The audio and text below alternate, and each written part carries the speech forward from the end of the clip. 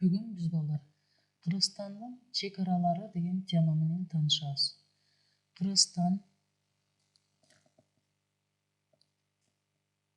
түндүгүнөн Казакстан менен, батышынан Өзбекстан менен, түштүк батышынан Тажикстан менен жана чыгышынан Кытай менен чектешет. Демек түндүгүнөн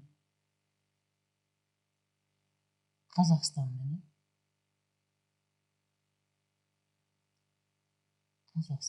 чектешет. Батышынан Өзбекстан менен,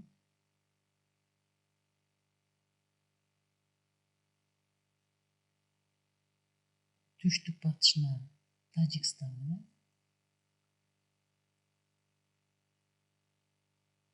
жана чыгышынан жана түштүк чыгышынан Кытай менен чектешет. Кытай эл республикасы менен чектешет. Азыр биз ар бир мамлекет кайсыл тоодон башталып, кайсыл тоого чейин чек ара экени менен таанышабыз. Казакстандын чек арасы Меридиан кыркатоосунан башталат дагы, Чаткал тоосунун баш менен мурунку жерден бүтөт. Өзбекстан менен болгон чек ара Чаткал тоо кыркасынан башталат дагы, бул жерде Сох дарыясынан бүтөт. Мурунку жерден Сох дарыясынан баштап Эркештамга чейин, мурунку жерде Чоң Алайда Эркештамга чейин Тажикстан менен чектешет да, анан Эркештамдан кайра Меридиан кыркатоосуна чейин Кытай эл республикасы менен чектешет. Мына бул мамлекеттер менен болгон чек арасы болуп эсептелет. Казакстан менен кайсы тоо кыркалары аркылуу чектешет? Демек, бул жерде Меридиан кыркатоосу менен башталат. Меридиан кыркатоосунун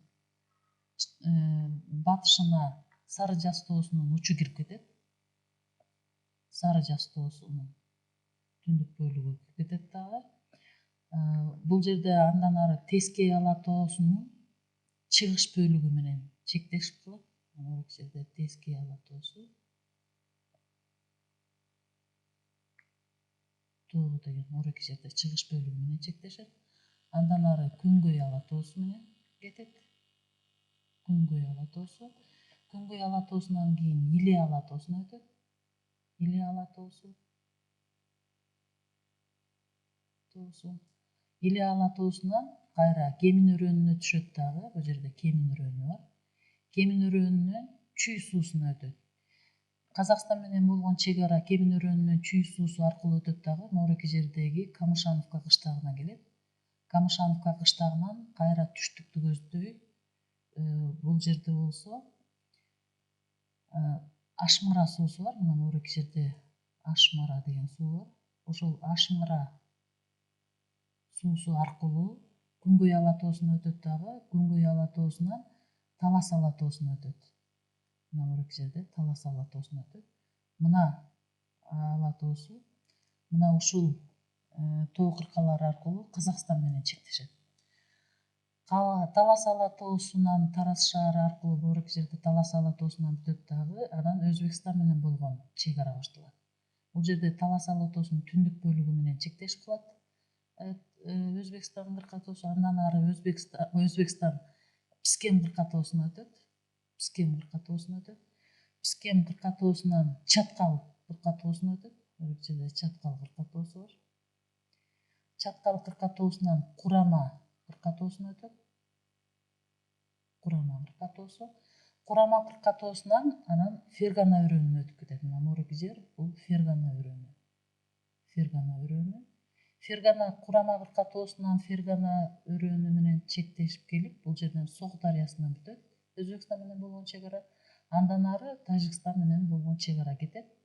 Тажикстан менен болгон чек ара негизинен Түркстан кыркатоосу менен өтөт. Түркстан кыркатоосунан кайрадан Алай кыркатоосуна өтөт. Бул жерде карасаңар, Алай кыркатоосу. Бул жерде Чоң Алай кыркатоосу. Мына Чоң Алай кыркатоосунун чыгыш бөлүгү менен Тажикстандын чек арасы бүтөт. Андан ары Кытай менен болгон чек ара кетет. Кытай эл республикасы менен болгон чек ара. Мурунку жерде Эркештам ашуусу аркылуу Чоң Алайдан андан ары Терек тоо кетет. Бул жерде Терек тоо бар. Терек тоодон Алайкууга өтөт. Алайкуудан Торукарт тоого өтөт. Ушул жерде жакын жайгашкан. Торукарт тоодон анан бул жерге эң чоң тоо системасы болгон Какшаал тоого өтүп кетет. Какшаал тоого өтүп кетет. Калган чек-аранын баардыгы тең Какшаал тоо кыркасы аркылуу Меридиан кырка тоосуна жетет. Эми чек-аралардын узундугун салыштырабыз. Казакстан менен болгон чек-аранын узундугу 1113 километр.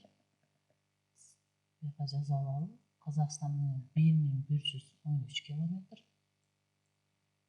Өзбекстан менен 240 километр.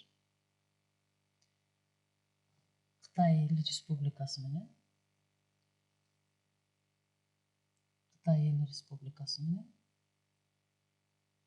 1049 километр. Ал эми Тажикстан менен 972 километр. Салыштырабыз. Кайсы мамлекет менен көп чек-ара менен чектешет экенбиз? Албетте биз биринчи Кытай Эл Республикасы менен көп чек-ара, андан соң Казакстан менен, андан кийин Тажикстан менен, Өзбекстан менен эң аз чек-ара менен чектешет экенбиз. Мына бүгүн балдар биз Кыргызстандын чек-аралары менен тааныштык.